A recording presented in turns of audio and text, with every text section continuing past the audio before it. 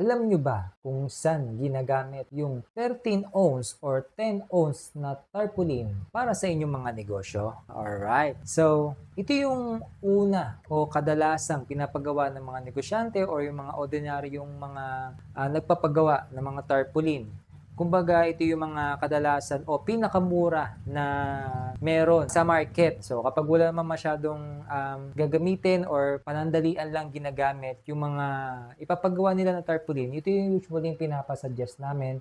Dahil nga mura or hindi naman kailangan na tumagal pa yung tarpaulin na to, ito yung mga usually kapal. Yung ounce nga pala, no, yung ounce ay yun yung kapal ng tarpaulin na ginagamit. Kaya tinawag siya ng ounce, 13 ounce or 10 ounce. So, pinakamanipis na yung, may mas manipis pa sa 10 ounce pero hindi na masyado ginagamit yon. O ginagamit namin mga printing. Usually, mga 13 talaga yung standard na kapal na usually ginagamit sa mga printing business. Especially doon sa mga nagpapagawa na panandalian lang yung mga tarpaulin. Pero alam nyo ba na kahit gumamit tayo ng 13 ounce na tarpaulin ay kaya pa tong tumagal ng mas matagal pa sa inaasahan natin. Ayan. So, meron lang talagang diskarte kung paano natin i-apply o magdadagdag ng additional na mga materyales para dun sa tarpaulin. Kasi yung mga tarpaulin ng mga 13 ounce, kapag sinabit natin yan, talagang hindi tatagal yan kasi mabilis siyang mapunit. Or kapag nilipad lang o inang lang natin, kasi may eyelet lang yan na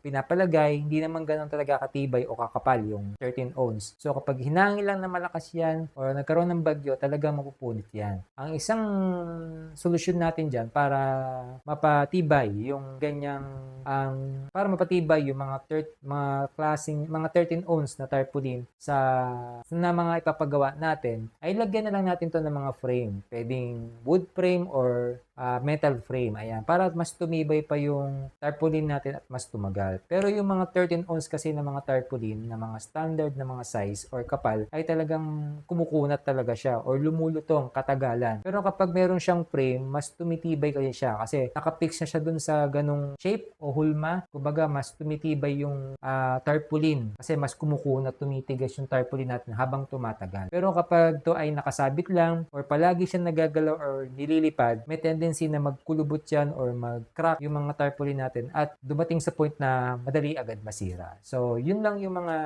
yung isa sa usually pinapagawa sa amin na standard na kapal na ginagamit ng mga printing business owner na katulad ko para sa mga nagtitipid or mga panandaliang gamit lang ng mga tarpaulin.